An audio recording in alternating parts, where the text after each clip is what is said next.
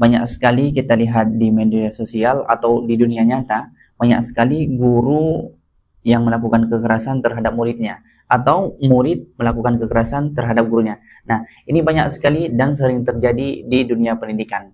Nah, mari kita bahas. Assalamualaikum warahmatullahi wabarakatuh. Perkenalkan, nama saya Baisul Khairi, yaitu salah satu mahasiswa STI Nurul Ilmi Tanjung Balai, Prodi Pendidikan Agama Islam.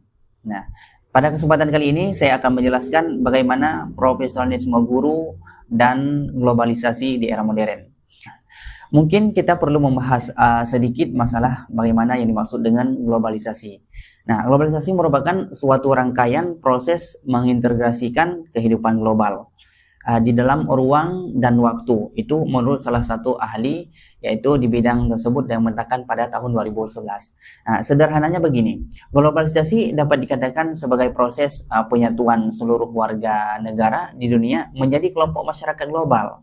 Nah, arus globalisasi akan memberikan perubahan di berbagai aspek kehidupan bagi kehidupan manusia.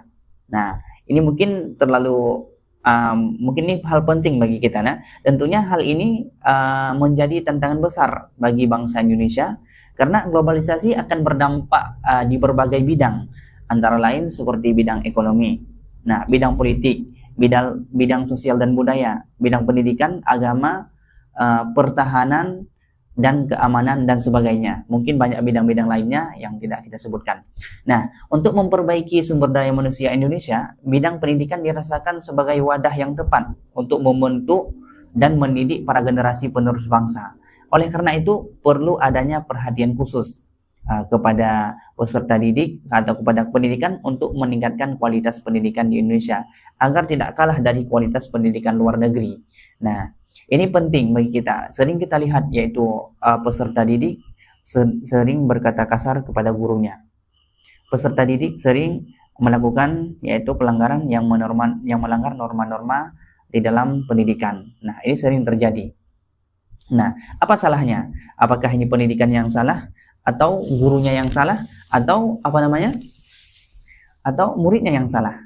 Sehingga kita banyak melihat yaitu lulusan dari luar negeri, dia berkualitas, punya banyak ilmu. Nah, di mana kesalahannya?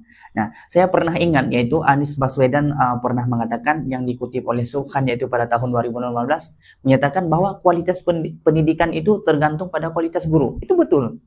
Nah, itu sangat mantap. Sebaik apapun kurikulumnya, jika tidak didukung oleh kemampuan guru yang memadai dalam mengaplikasikannya, maka hasilnya pun tak bisa kita bilangkan baik-baik saja, atau hasilnya tak bisa kita bilang tak bisa yang kita harapkan. Jadi peran guru begitu besar dalam mewujudkan pendidikan yang berkualitas agar menghasilkan luaran-luaran yang berkualitas pula, agar menghasilkan pendidik-pendidik yang berkualitas pula. Inilah pentingnya akhlak yang kita ciptakan, akhlak yang kita kembangkan di dalam pendidikan itu kita terapkan kepada anak-anak. Maka kalau ada akhlak, anak-anak itu pasti tahu cara menghargai guru. Nah, mungkin seperti itu ya teman-teman.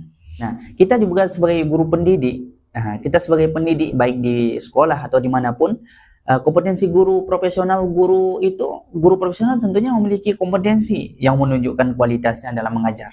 Nah, kompetensi tersebut terwujud dalam bentuk penguasaan pengetahuan, keterampilan, dan profesionalitas dalam menjalankan tugasnya sebagai seorang guru, itu pastinya. Nah, sebelum membahas mengenai apa saja kompetensi yang harus dimiliki oleh seorang guru profesional, mungkin perlu saya bahas juga pengertian dari kompetensi. Nah, di dalam Undang-Undang RI nomor 14 tahun 2005 tentang guru dan dosen, yaitu kompetensi adalah seperangkat pengetahuan, keterampilan, dan perilaku yang harus dimiliki dan dihayati dan dikuasai oleh guru dan dosen dalam melaksanakan tugas profesionalnya. Nah, jadi Bartram dan Rowe di tahun 2015 juga mendefinisikan kompetensi sebagai kemampuan untuk menjalankan tugas, kewajiban, dan perannya dengan baik. Jadi kompetensi juga diartikan sebagai pengetahuan, keterampilan, dan nilai-nilai kepribadian dan sikap yang terintegrasi. Nah, sejalan dengan itu, jadi ada juga pendapat yang menjelaskan bahwa kompetensi merupakan perpaduan ilmu pengetahuan, keterampilan dengan baik, dengan nilai dan sikap yang direfleksikan dalam dalam keniasan berpikir dan bertindak. Nah, jadi dari beberapa pengertian tersebut dapat kita simpulkan kompetensi merupakan seperangkat pengetahuan, keterampilan dan perilaku yang harus dimiliki, dihayati dan dikuasai oleh guru. Nah, ini mungkin harus ada pada diri pendidik. Nah, yang diperoleh dari mana? Tentunya melalui pendidikan. Itu yang pertama, dari pelatihan, pengalaman, sehingga dapat menjalankan tugas-tugasnya. Nah, mungkin kalau kita melihat sebagai guru profesional, mungkin kita akan mengajar sewajarnya, akan mengajarkan semampunya, dan akan mengajarkan sesuai dengan aturan-aturan yang telah ditentukan dalam pendidikan.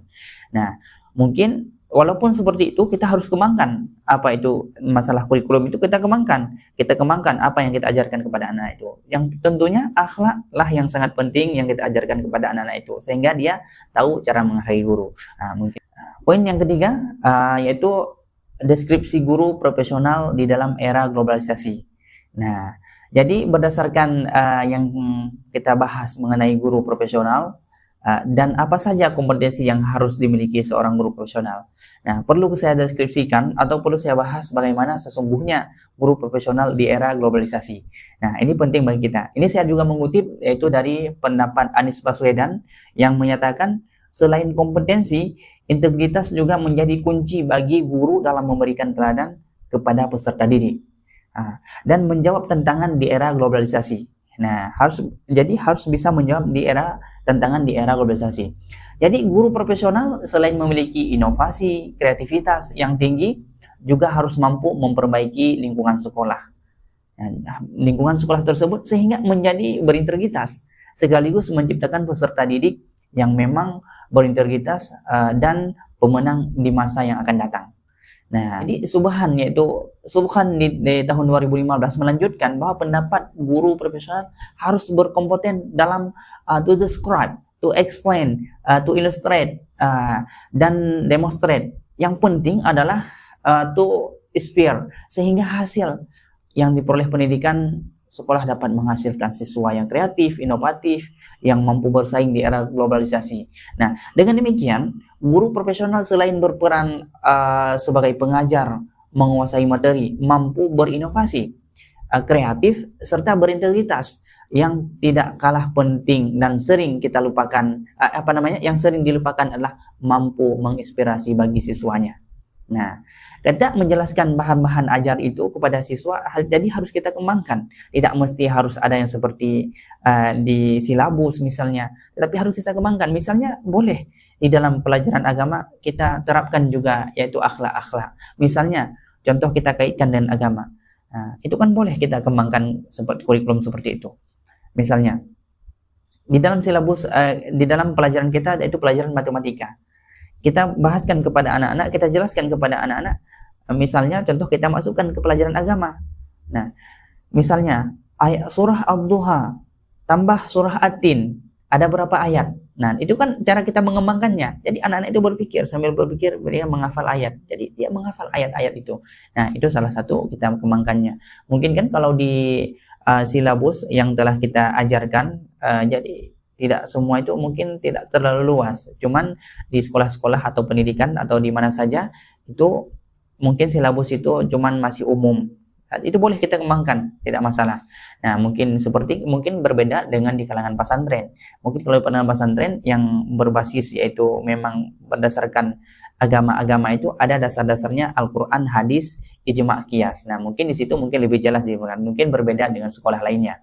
Nah, jadi kesimpulan yang dapat kita simpulkan dari pembahasan yang telah kita bahas tadi, kesimpulannya sebagai berikut. Nah, jadi saya akan memulai dari poin pertama, yaitu dari poin pertama, guru profesional adalah seorang guru yang memiliki latar belakang pendidikan keguruan yang memadai. Ya, itu tentunya mempunyai kompetensi dan keterampilan di bidangnya dan selalu berusaha untuk mengembangkannya sehingga dapat bertanggung jawab dalam melaksanakan tugas, dalam mengajar dengan baik dan semestinya yang telah diterapkan dalam aturan-aturan. Nah, jadi yang kedua, kompetensi profesional. Ya, jadi kompetensi profesional mengajar yang harus dimiliki oleh seorang guru yaitu meliputi kemampuan yang pertama, kemampuan dalam merencanakan, kemampuan melaksanakan dan mengevaluasi sistem pembelajaran. Nah, serta kemampuan dalam mengembangkan sistem pembelajaran. Jadi harus dikembangkan, jangan cuma itu saja.